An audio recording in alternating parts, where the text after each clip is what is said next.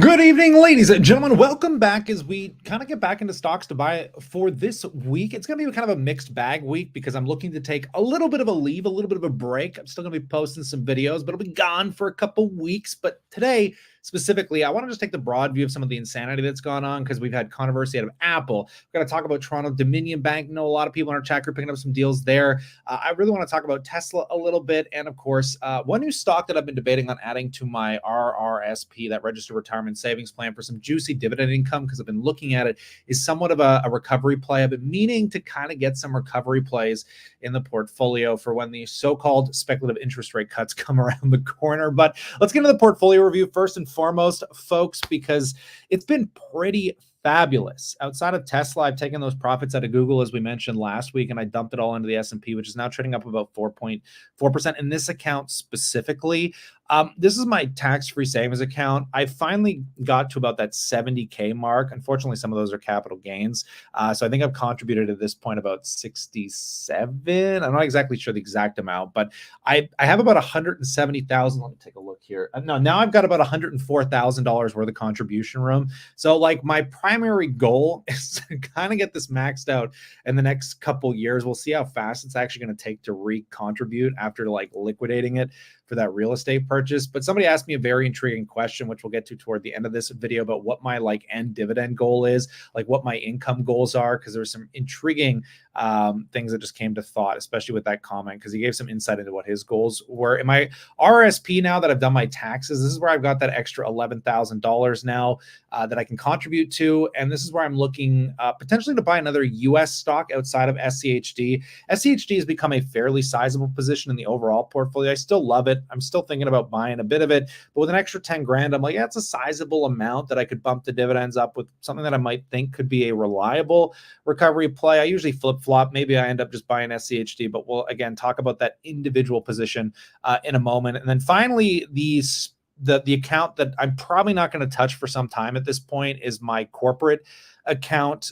Moving forward, it's likely that I'm going to be paying myself out of this corporation until I max out my tax advantaged accounts to try and fast track it. Now, all that money in less than a year that I've got up to 70K in my TFSAs actually come out of this corporate account because luckily I've been running this corporation for quite a few years and never taken a dollar out of it, and I put money in it. So it actually owed me $90,000 tax-free, which is a beautiful, beautiful, like them tax-free dollars, baby, because I used like 50 G's of that as part of a deposit for this real estate. And then I'm using the other aspect of it that I pulled out, the extra bit that I had in the just under 40,000 is what I ended up putting within that TFSA. But now I've kind of reached that limit, and I'm only going to be able to pull out another 11,000 because when I put it in my RSP, it'll waive any taxes on it anyways. But now I've kind of reached parity, which isn't as fun because now I can't really pull this money out without getting taxed out the ass on it. So I got to be a little bit more careful moving forward.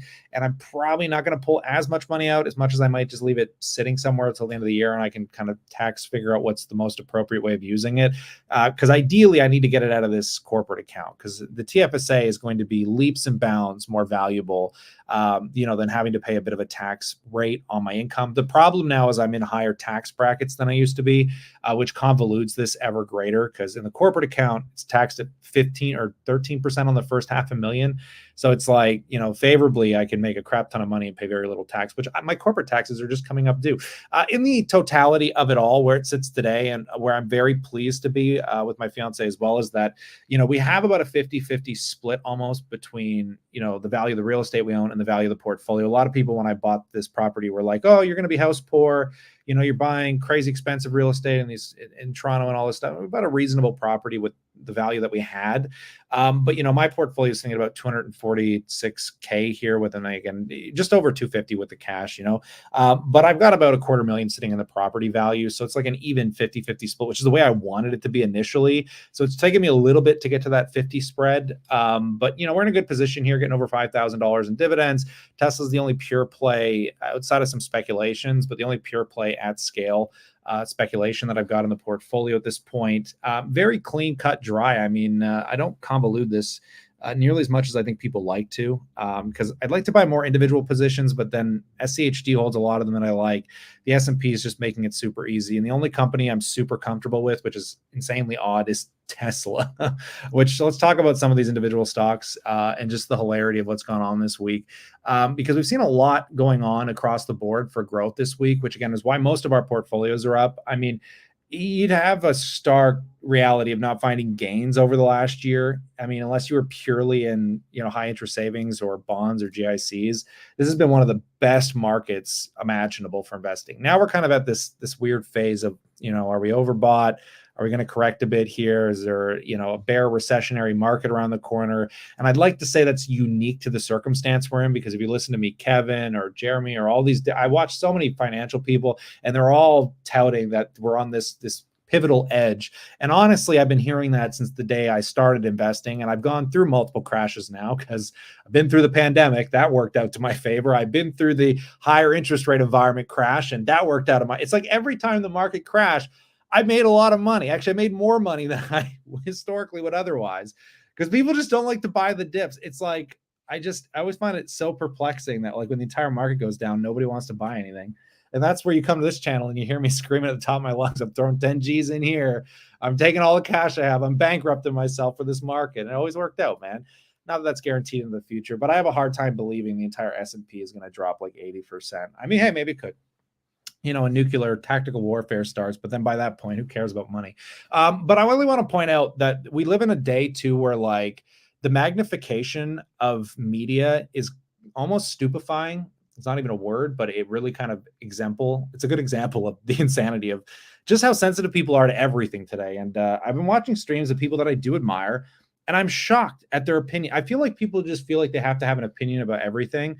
And I watched Apple's event because I'm excited. I'm like, what has Apple got going on? I'm waiting for some AI stuff. I'm waiting for the next generation of phone that's probably not going to have a plug anymore. I think the next gen of iPhone is going to be plugless. It's all going to be wireless airdropping and charging and everything. And yet, Apple had to apologize for this video here, which if you didn't see it, I'll play like a couple seconds, or it's a minute. Just take a quick watch. I'll speak through it. I mean, so people were like getting all up in arms because of like, oh, like people love this stuff, and you're like kind of taking it all away into this future of just replacing it all with an iPad. And I don't think that's like the actual meaning. That's not the meaning that I got from this anyways. I feel like a bunch of people are just a bunch of wusses. And they're like, Apple, this is the disgrace to Steve Jobs. Oh my God, poor Steve Jobs would never agree with this kind of marketing. I thought it was brilliantly done. I'm like, this is really cool. I'm like, I watch TikToks where they compress things, and whoever directed this, I thought, like, I mean, it's fabulously done, right? Get this big poof at the end. It's great, man. And you get an iPad, right? So even my fiance, she's like, yeah, when I watch this, I just felt like they're just putting everything in the iPad. Get all these cool little things in one little place. It's like I didn't think anything past it. I was ready to move on with my life, and then it's all I heard about for a week. I'm like, all right, everyone just like shitting on Apple, if the market's flying in a Boeing. I just saw a hilarious meme of, why there's so many alien sightings, and it's like this alien spacecraft with the Boeing logo on it that's crashed. Oh God, it's so bad, bro. So bad. So anyways, and I feel like, the chasm of just complaining, it's been probably one of the things that has made me most successful, I think. I grew up in the entertainment industry, and I grew up in the days before, Graham Stephan and all this insanity that goes on YouTube.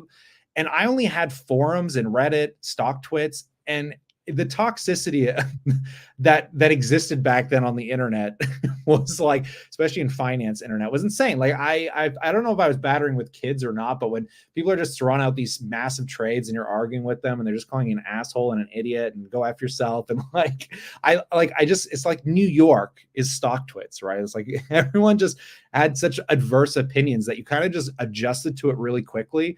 Now I feel like the world has no capability for that at all. And one of my favorite companies still to this day is like the most controversial, which of course is Tesla, right? And like Tesla's just got everything wrong about it right now. It's like fundamentals suck. No value investor is going to look at Tesla as a fundamental buy. Everything about it to like a normal person is like, I ain't touching that with a 10-foot pole. No one likes Elon Musk, all this stuff. I mean, I just can't get over it. I've done a video on it that I'm going to post later this week because I think it's just fascinating, right? But the thing to me is like, when it comes to investing in individual stocks, and the reason that I'm like usually very sparse and few in between with what I'm buying is because I'm looking like where the most certainty is in disruption in the next 5 or 10 years. Like I have made the most obscene amount of money because like I was able to look at something that didn't exist today, but was going to be an inevitability at some point. Now there was risk to that inevitableness, but I felt like going to a casino, like, the odds are better than 50-50. The first stock I ever bought was Canopy Growth Corp on the most simplest prediction of they're going to legalize it in 2018. They have it set in motion. It's passed bills. It's ready to be legalized. Yet nobody 3 years before that was like, oh, why don't I just invest in the largest, MJ company? And that's all I did. It was just a very simple thing. Like this company makes no money today. It's all premised on the idea that this moment's coming. We know it's coming. Why is no one caring? Well, we're early to this, right? Boom. First like unicorn I ever caught. And I recognize this in a lot of different businesses still to this day. Now, the problem is finding one that I'm so comfortable with that I can make a larger bet on. Because like with Google and stuff, like I feel like those companies have more risk today than they did in the past because their business moats aren't as stable as they once were. Like I feel like Apple is one of the few companies though is experiencing a much more hardship right now. Like if you're looking for stability and income, I just don't think anyone's disrupting the iPhone. People thought it would be VR. It's not VR, folks. Okay, we're so far out from something disrupting the iPhone. I think this will be a preeminent product, probably into the latter half of our lives. I just don't see it going anywhere anytime soon, or it's just going to adopt into whatever is going to be the next thing, whether it's more or less voice activated AI, whatever it is, right? Like it's going to be there for a while. So, but that disruption's been done. I bought Apple as also one of the first stocks I bought years ago. So it's just like you're not going to see the same growth that I experienced in Apple. I just don't see that happening. Now we own Apple individually. We own a lot of these tech companies. My fiance, she's got Meta. Honestly, I think Meta today is a stronger buying opportunity than more than likely Google or Apple might be, because again, Google has everything to lose with search. Apple's kind of reaching, I don't want to say it's matured. I think it's got a long way to grow in the market because it's still stealing market demand from Android, which is owned by Google. But I just feel like these companies I'm looking for that innovation, right? And companies that aren't trading at a $3 trillion market cap. I mean, I just can't foresee that Microsoft is going to grow at a 20 to 30% clip for the foreseeable future. I mean, it'd be nice if it did for another decade, and it might, and we do own it again individually, mostly in the S&P. But I just you just can't see the scale. Like to go from 3 trillion to 6 trillion to 10 trillion is going to take a much longer time than it's going to take for a company like Tesla to go from 500 billion to $1 trillion to $1.5 trillion to 3 trillion. And, playing at that scale is very complicated. But when you look at the market cap weightings, of these industries, and I just think people are missing the target because all these value investors are just feeding the market that, Tesla's purely just a car company. But honestly, I think the auto part of their business is going to, and again, I'm somebody that believes EVs are the future. I believe they're more efficient. A lot of people are arguing that it's not. They think EVs have had their time and it's over. Meanwhile, Tesla last year was the number one selling car globally, EV or not. Still, what I'm focused on here is the fact that I told myself I wouldn't buy Tesla until self-driving became a thing. I said, look, I sold Tesla, took my gains, I'm out. Now the stock's down dramatically and no one believes in it like they used to. Could go a lot lower. I hope it does. But still, I'm looking at self-driving today, and I said, until it generates revenue, I didn't really want to own this stock. But now I'm feeling like people are missing the mark, and self-driving is pretty much there. Now, I don't care if it takes 3, 5, 10 years to get regulated. Like I'm looking at this as somewhere between a 3 to 10 year hold. Honestly, I don't think it's going to take 3 years for this thing to pop off because I think people are missing the mark on this software. So this video I'm showing you is from downtown Toronto where I live. And this guy did a 50-minute drive. And if you caught the beginning of this video, he was coming out of a frigging underground parking garage.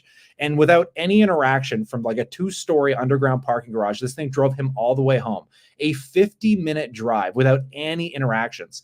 I'm not saying the software is perfect yet, but you will not buy a car in the future that doesn't have self-driving software, whether it's licensed from Tesla or not. To buy a car from GM, Ford, Toyota, it is going to be a complete waste of money if you can buy a comparable car at a comparable price that doesn't have self-driving. And I just don't think people understand, like, EVs don't even matter if this software gets to the level where it's at now. And it's pretty much there. I mean, I'm honestly blown away. And I deal with people at work now that they do not drive. I got some CEOs that I work with in San Francisco, and the guy's constantly going on about how, like, he just pulls out of his garage, turns self-driving on, and he literally doesn't drive anymore. The car takes him to work and back. And I'm like, this reality is coming a lot faster and a lot harder than I think people are aware of it.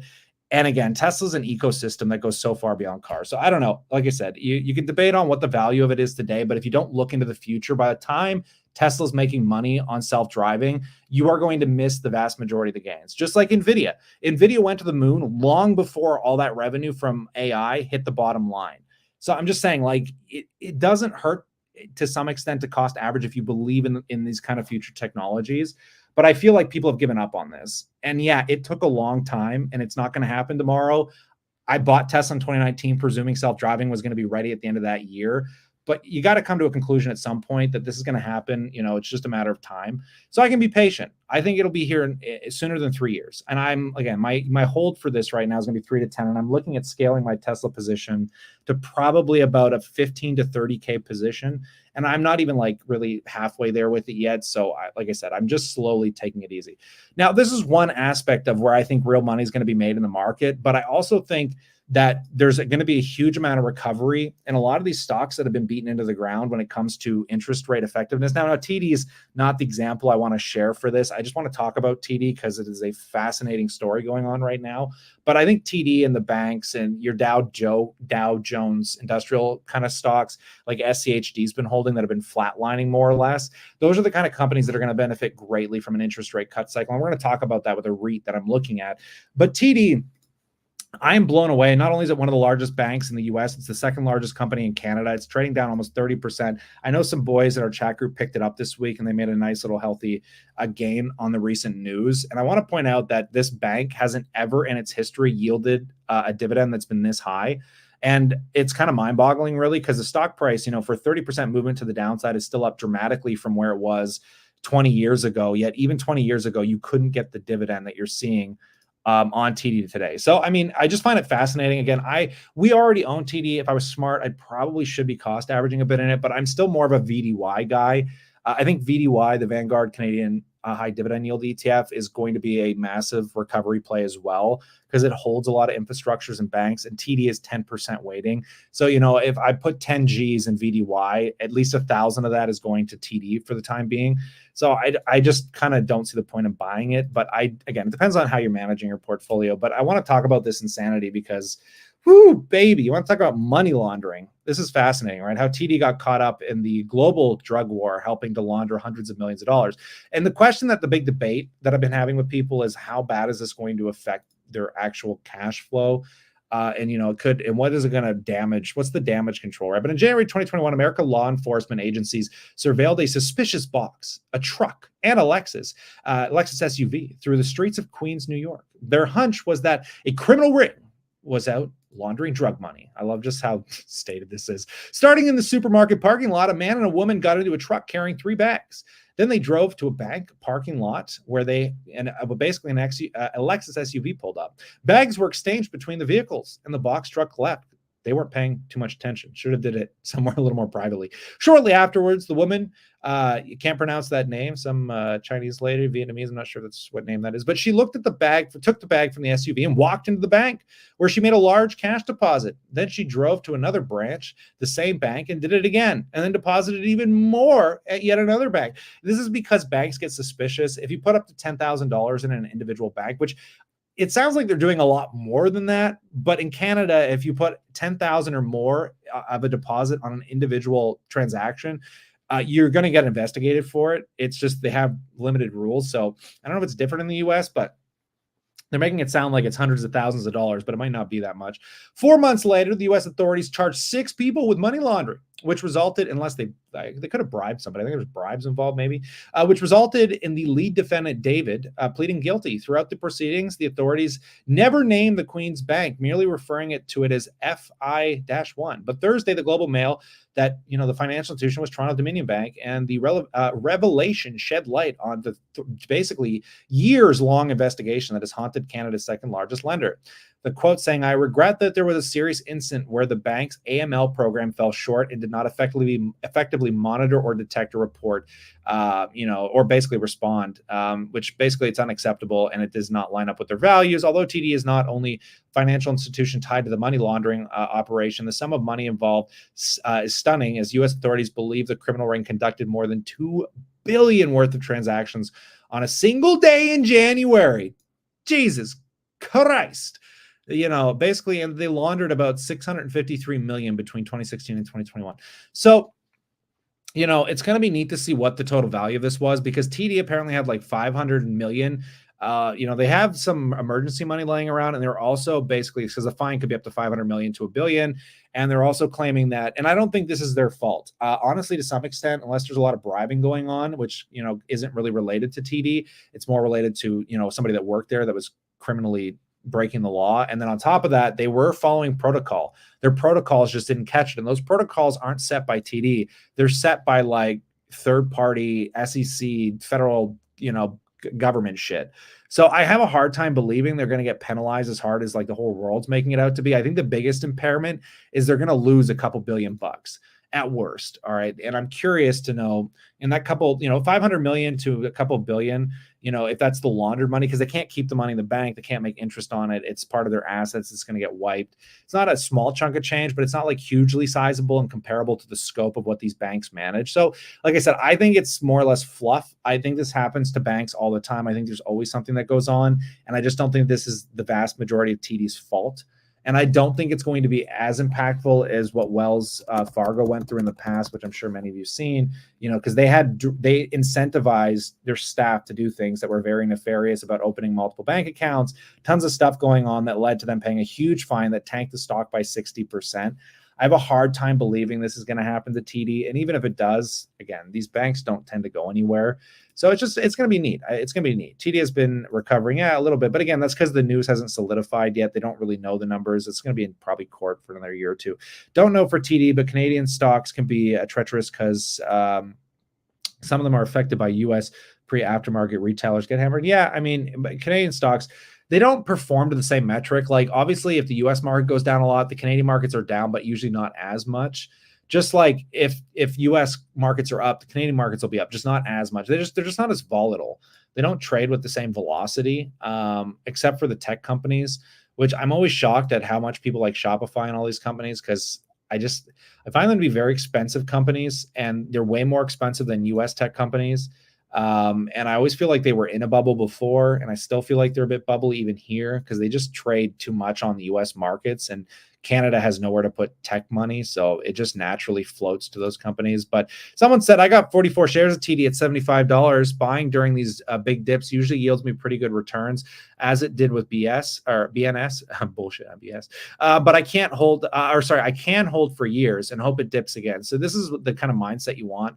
If you're looking for income, I don't think you're going to go wrong. And I think you're still better off just buying, HBank, HBNK, or ZEB, some of these equal weight bank ETFs. It's just easier because, like Pokemon cards, I think you're better off collecting them all because they ebb and flow a lot. And sometimes you could buy ones like CM that underperform, whereas National Bank is at an all-time high. And it just helps out a little bit, right? If you're into banks, and get some exposure to U.S. banks. I think it's good to have some JP Morgan, some Bank of America, perhaps. Buy a good 5 or 10 banks. You're probably in a good spot for income. Don't buy TD, as the overhang is huge because of the money laundering fine. He also commented that BCE, for those of you that like Bell, may be ending up cutting their dividend because of poor FCF. I have a hard time believing Bell's going to cut their dividend because they just announced an increase, and they did huge layoffs. I think they'll be all right. I don't think they're going to cut it. It is at 8 something percent. It's pretty high. But the only buy is CNQ, Canadian Natural Resources, but they are limited because they have made a great move since January. I don't know. It's an interesting take. Don't know if I fully agree, but I've always had a hard time wrapping my head around C&Q. But here's a good question that I really wanted to get to that I think is fascinating. Just out of curiosity, Kyle, what is your retirement number in terms of monthly dividends? I used to think it was 6K for me when I was single, but now it's closer to 8K with a partner. I find it fascinating. This is such a fascinating conversation to me because I was just actually watching Dave Ramsey and Andre Sheik. Really recommend watching Andre's recent video. It's very interesting because he really takes into some of the darker, deeper sides of Dave Ramsey's thoughts on cryptocurrency and stuff. But they were talking about the withdrawal rate. And, because people say that you should only pull out 3 to 4% of your portfolio. But Dave Ramsey said that, if you're getting a 10, 11, or 12% return on your portfolio, which he doesn't think is out of the realm of possibility because his portfolio has yielded 12% since inception, buying aggressive growth in income and international, that he says you could draw out as much as 10% if you really wanted to. He says the 3% rule is stupid. It's just there if it's whatever you're comfortable with. Even with inflation, like I always think the depletion doesn't make a lot of sense either. Because again, you can pull out pretty substantial amounts. Like you could pull out more than 4%. And I don't look at the dividends as an end all be all factor because I'm still in my capital growth phase. And I understand, and even in my parents' retirement, I understand that like they shouldn't, again, in my mind and in the best case scenario, and I think this is very important, I live to believe that dividends are the end all be all. I live to believe that I should never have to sell a stock and I can just pull the income out and use the income. However, you have to have millions and millions and millions of dollars if you're just going to own the S&P and rely on a 1.5% dividend yield. However, that portfolio should go up in your retirement. Like if you're 60, I hope you make it to 80. I hope you make it to 90. You probably got 20 or 30 years at least of spending ahead of you, right? So, my thesis to my parents was, look, you should own some S&P. Don't even worry about the dividend coming from it. And when the S&P goes up, sell some of it and go on a nice trip. Buy yourself something nice. Get yourself a car, right? So when I look at my portfolio, my dream goal, and let me just pull it up real quick here, just to kind of give you an example of what I'm thinking about will be like my FU money phase. And that FU money might not be purely dividend oriented, but I'll give you an idea of like where I want to be. And it more or less just comes down to having the mortgage paid off, because I don't know what you mean by having a partner that the price goes up. You guys are clearly spending a lot more than I am because like my monthly expenses, maybe because I'm running my corporation right now, are pretty high. I mean, I am spending a lot in my corporation, but my business, I can get a pretty sizable contract and I'll have to spend that money on contractors, subcontractors, all this stuff, whatever. So my expenditures probably look super high, but from a personal standpoint, like I could probably get away, like if I had to not do anything else in my life, 25 grand. I think 25 grand after taxes with no debt and the mortgage paid off, like I'm set. I mean, and again, this is living in Toronto, which is why I never understand why people make it out like life is so expensive. It is expensive if you don't own a property. It's expensive if you're renting. It's expensive if you're leasing a car. It's expensive if you don't own your phone. Like people live in a world where they make it out like their monthly subscriptions are the reality of their life. Like we don't subscribe to pretty much shit. like again, my cost of living is so low that I'm like, I actually like make it a goal to make my cost of living as low as humanly possible. The cost to carry this property without the mortgage is about $14,000 a year. And we're probably not spending $500 to $600 a month on food. So, I mean, you get up to that 20K mark and then you got to pay for my car. My car is probably about another $400 a month. You got to pay for some, the phone bill and the internet. So yeah, 25 grand. So the way I look at it is if I can get about, the mortgage paid off in the next few years, and I can bank somewhere between 500 and 700,000. The ideal mark will be between 7 and 800,000. But between me and my fiance, like that's like, it's a lot closer to us than like I think I'm making it out to be, because I always think it's like I'd have to wait like another 5 or 10 years. But if the market doesn't correct and the income continually does as well as it has for me and it stays somewhat consistent for at least 2 or 3 years, like it's not out of the realm of possibility. But by the time we're 35, that's 4 years from now still, or 3 years. I'm 32 here in the next month. But I mean, it's not out of the realm of possibility that I come up with an extra between the two of us that have both full-time jobs to bank an extra probably about 290 to 350,000 bucks. That would pay the mortgage off. And if the market goes up in the next couple of years, a little bit more, like we'll be at that point. We'll have over 500,000 banked. And, at 700K is a sweet spot for me because I can make 3% on that. And that would be around 20, that would be over 20,000 a year. But if I make 3 to 4% on $700,000, boom, those dividends guarantee that the roof stays over my head and there's food on the table and it keeps my car running. And what more do you need in life? I can still work. It's not like I plan on retiring. Like, I just want to get to the point where I don't have to slave like I'm slaving, because the whole point of this journey, this 10-year prison sentence of like, how frugal can I be and how much can I bank and how much can I fast track financial independence? Because I don't want to retire at 60, or at least I don't want to have to burn myself into the ground until I'm 60. Like I want options in life to quit a job. If I don't like the job I have, I'll go get another job. I just don't want to be in that state of fear. And I think that amount of money solves those problems for me. Might not be for you. Maybe you like luxury cars. Like maybe you like traveling 3 or 4 times a year. Maybe you like going first class or business class. Like if you have a different lifestyle, then you can aspire to greater amounts. But like I am more or less just aspiring to completing this goal of, I want to prove that within about a 10-year period, anybody off a normal job can achieve some form of financial independence. Because literally, I didn't start making 6 figures until last year. And for most of this journey, I haven't been making much more than 50K a year. So I want to get to that point, and then I'll probably make a book, or I'll do a frigging course or something that is highly related to like every aspect of what it took to achieve this, from relationships, the goals with your wife, to like what it takes. I don't want to do that Dave Ramsey shit of, be debt free. Like forget that. We are past that stage. You won't even be watching this shit if you're in debt. Like if you're heavily debted with student loans and all this crap, like you're probably aspiring your way out of it by listening to Dave Ramsey. But when you get to my level, that's a level of fuck debt. Like we're here to get rich today. Like I don't want to be grinding until I'm 60 years old. So I'm going to grind while I have the energy to, and I'm going to do what I can to find a way to make this enjoyable and do something insane that's going to like change the lives of my family, the people around me, and give me the freedom of my time before I get to Warren Buffett's age. Like I don't need to be a billionaire, but I sure as hell don't want to have a few $1,000 laying around when I get to my 40s. That's for sure. So it'll be fun. No kids definitely help. We might have kids. Kids aren't off the table yet, but again, having that stability of knowing that at least you're going to keep the roof over your head and stuff before we're 35 will be nice. And then we can have a kid if we want, right? Like we talk about it still. It's a debate. I mean, we could probably have kids now and we'd be fine. Honestly, if it happened tomorrow, not that it's going to at all, but if it happened tomorrow, I'd be fine with it. It's not going to be the end all be all. I have no kids, but I spend like a lot in Lego. I think kids can be a good motivator. My buddy, he's in his 40s. He's a millionaire. He's got his property paid off and all this shit. And he had a kid when he was, I think, like how old was he? I think he was like 19 or 20. He's like one of my best friends. I remember his daughter because I was 16, or I think it was 13 or 14 when I met him. And I started working with him, which was so long ago, man. And I remember his daughter was in diapers when I met him. Now his daughter is like, I think she just turned 19 or something, 18, 19 or something, which is crazy. I mean, she's like a full adult now. In Canada, the $50 bill is the new 20. Yeah, again, I think it just depends on where you live.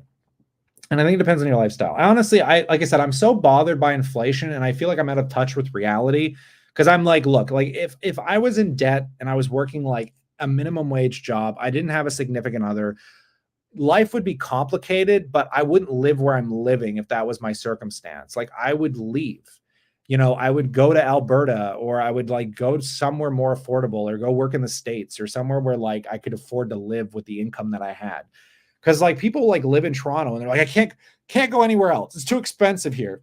It's like, no shit, Sherlock. So is LA. So is France, New York. Like there's places that have been expensive forever. I'm like, don't live here. I'm so thankful we made it work, because we started young and we did the frugal thing, and I did this whole journey, and I put those, dominoes in a play that got me here. But I didn't even want to live here originally. It was family that kept us here. Like I was ready to go semi-retire already in Alberta. Hell, we'd already be at our FIRE goal if we were living in Alberta, because the cost of living is nothing compared to it is here. So I don't know. It's weird, right? It's like, we're living in an age where you can go out and get a tech job or work from home, and you can make a side hustle doing Uber or Uber Eats or whatever. Like, it's just so easy to get work today, and it's so expensive at the same time. I just have a hard time wrapping my head around, is it worse or is it better? Because I feel fortunate to be in my situation, but when I see people that are less fortunate, I also look at their decision making and I'm like, you need to start today and you got to change your decisions, because just saying that things are expensive and inflation's nuts, like, you're leaving the entire reality of your life up to external forces. Like, I'm a guy that doesn't believe government's going to make my life better. I'm a guy that's like, hey, if something bad happens here, like, I am willing to move.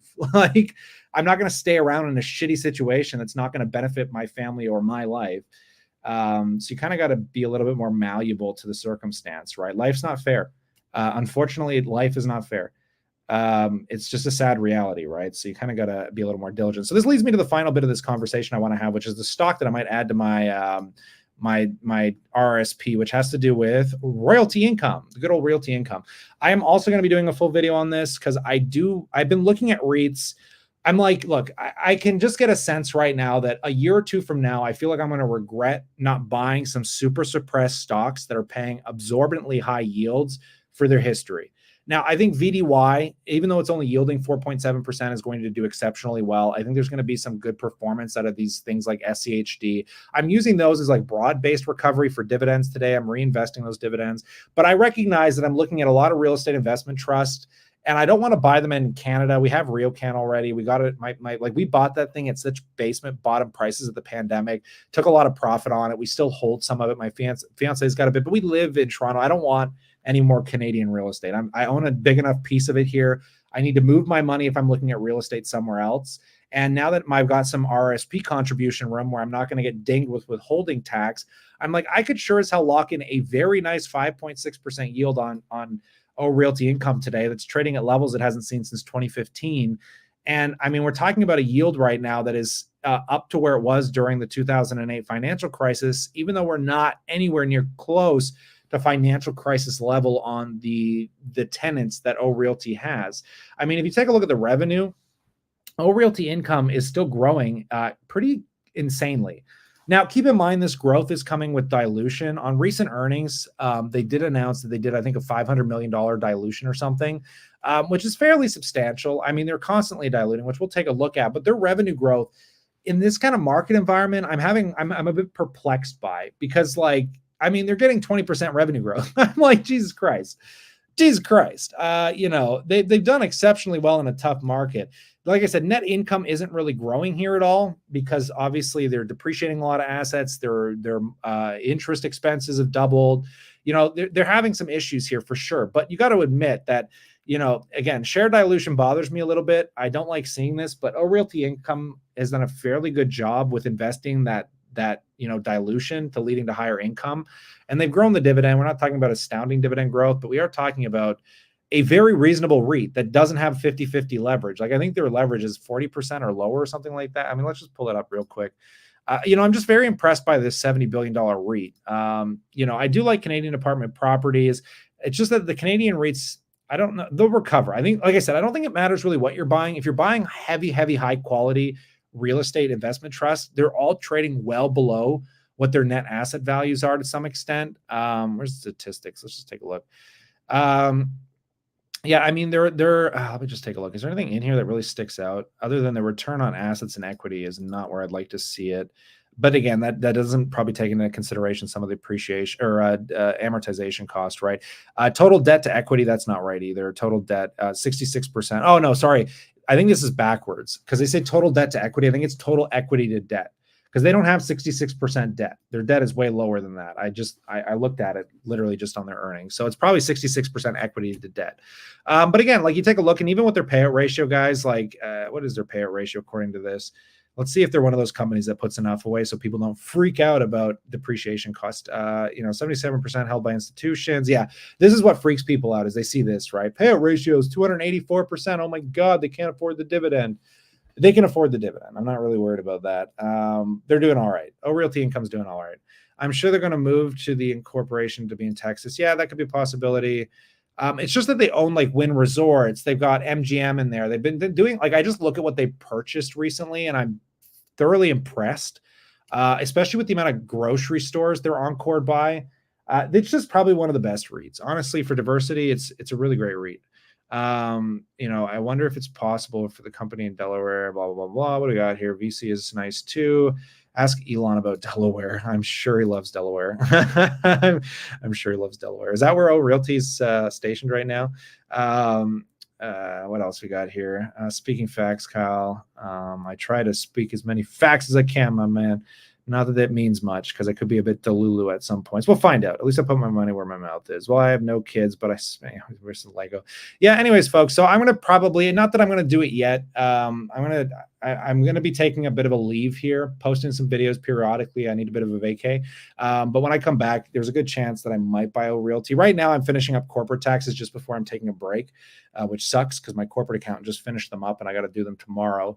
But we'll see. If I don't pay that much taxes, maybe I'll take some money and I'll dump it in my RSP sooner rather than later. Who knows? We'll see where we end up. But on that note, folks, I do appreciate y'all stopping in this Sunday. There will not be another stream until June, probably the first week of June. So we're going to take a couple weeks off here, but there'll be some videos. There will be some videos here and there. So stay cool, folks.